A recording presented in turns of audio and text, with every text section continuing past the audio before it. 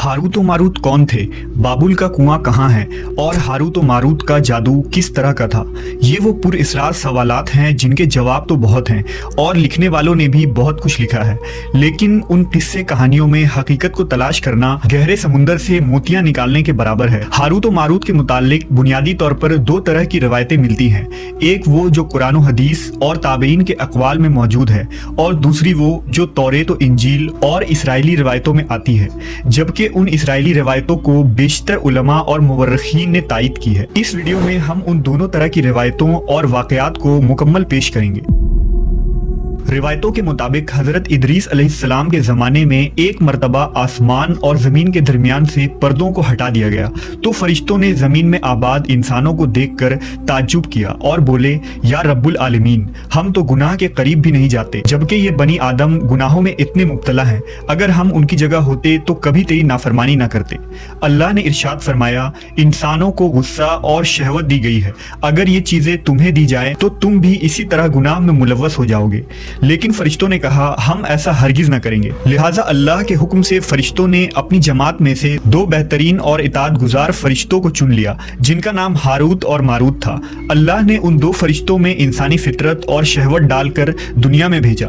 वो शहर बाबुल में दो खूबसूरत इंसान बनकर आए और काजी के काम पर मुकर्रर हो गए, जहां वो लोगों के दरमियान फैसले किया करते थे।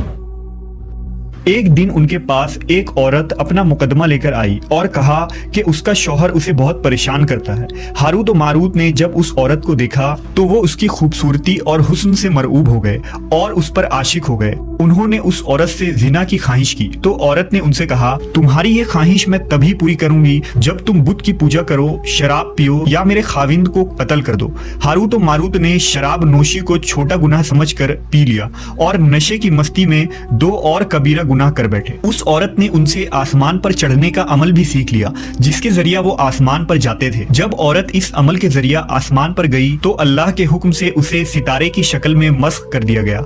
चूंकि उस औरत का नाम ज़ोहरा था, इसलिए वो सैयारा ज़ोहरा कहलाया, जिसे आज वीनस कहते हैं।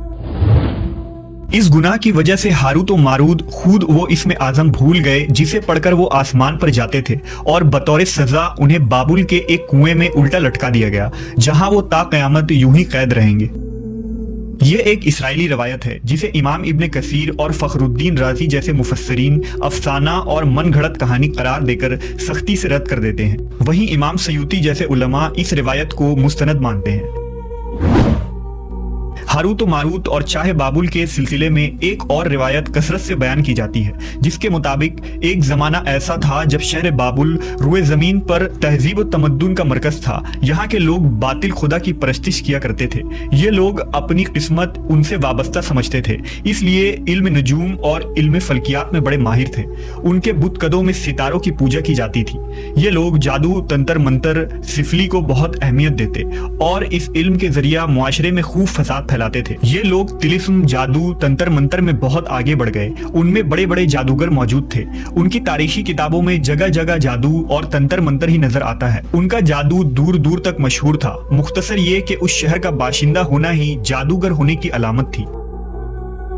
जब हजरत सुलेमान अलैहिस्सलाम की हुकूमत आई तो आपने उन लोगों को इस शिरकिया अमल से रोका और उनकी सहर और जादू की किताबों को एक जगह जमा करके अपनी अजीम कुर्सी के नीचे दफन कर दिया, ताकि इस फितना अंगेज इल्म का जड़ से खात्मा हो जाए। जब सुलेमान अलैहिस्सलाम की वफात हुई तो शैतान ने उन किताबों को दोबारा खोद कर निकाला और लोगों से कहा कि सुलेमान पैगंबर नहीं था, बल्कि उन किताबों के जरिया हुकूमत किया करता था। लिहाजा हवा में उड़ना, जिन्नात पर काबू और सुलेमान अलैहिस्सलाम के गैर मामूली मुआजिज़ात दरअसल जादू और सिफली का अमल था।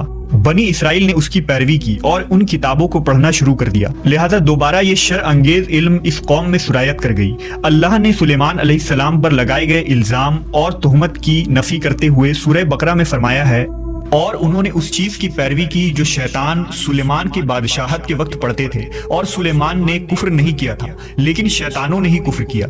लोगों को जादू सिखाते थे और उस चीज की भी जो शहर बाबुल में हारूत और मारूत दो फरिश्तों पर उतारा गया था, और वो किसी को ना सिखाते थे जब तक ये ना कह देते कि हम तो सिर्फ आजमाइश के लिए हैं, तू काफिर ना बन। لہذا جب یہ سحر کا علم بابل میں عام ہو گیا اور لوگوں کی تکلیف اور پریشانی کا باعث بن گیا تو اللہ نے 2 فرشتوں کو انسانی صورت میں مامور کیا کہ وہ جادو کے عوامل اور اسے باطل کرنے کا طریقہ لوگوں کو سکھائیں تاکہ وہ جادوگروں کے فساد اور شر سے محفوظ رہ سکے۔ لیکن یہ تعلیمات غلط مقصد کے لیے بھی استعمال ہو سکتی تھی، حالانکہ وہ فرشتے لوگوں کو تنبیہ کرتے تھے اور ان کے لیے صراحتاً کہتے تھے کہ یہ تمہارے لیے ایک طرح کی آزمائش ہے، لیکن پھر بھی وہ لوگ ایسے کاموں میں پڑ گئے جو انسانوں کے لیے ضرر اور نقصان کا باعث تھا۔